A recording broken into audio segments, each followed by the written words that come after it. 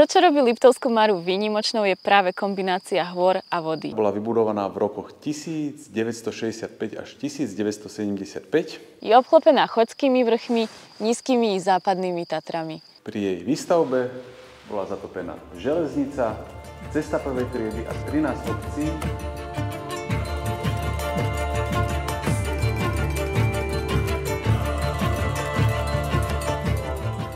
Kostol Panny Márie bol v obci Liptovská Mara. V stredoveku bol gotický kostol centrom duchovného života na Liptove. Po vzniku Liptovskej župy sa tu konali aj župné zasadnutia.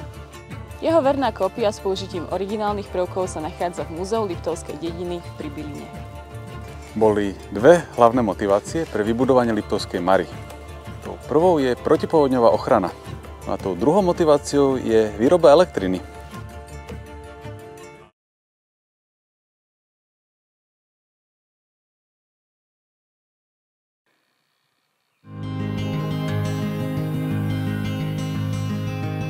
Mimochodom, taká zaujímavosť. Pôvodne bola v projekte iba jedna takáto vtoková väža, ale zistilo sa, že kapacita je dosť veľká na to, aby sa postavila aj druhá a každá z nich má dokopy dve turbíny, takže v celom súčte sú tu 4 turbíny, ktoré dokážu vytvárať elektrinu a z toho z nich sú dve reverzné, takže dokážu vodu naháňať späť do Liptovskej Mary. Elektrína vyrobená vodnou elektrárňou Liptovská Mara môže ročne pokryť spotrebu až 130 000 domácnostiam. To zodpovedá približne celej Bratislave.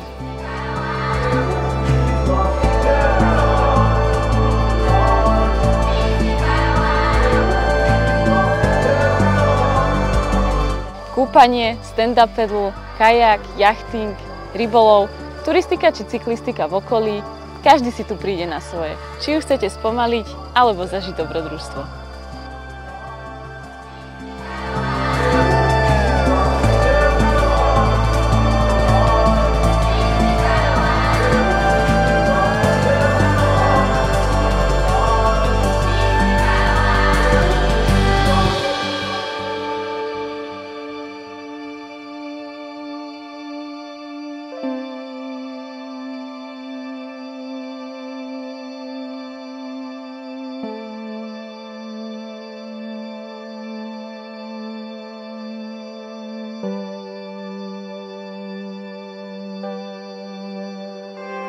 Drevený artikulárny evanjelický kostol patrí k najväčším dreveným stavbám v strednej Európe. Je posledným a najvýznamnejším umeleckým prejavom slovenskej drevenej architektúry. Pôvodný kostol bol v roku 1774 rozšírený majstrom Jozefom Langom v obci Paludza a po jej zatopení neskôr o 200 rokov bol rozobratý a premiestnený do obce Svätý Kríž.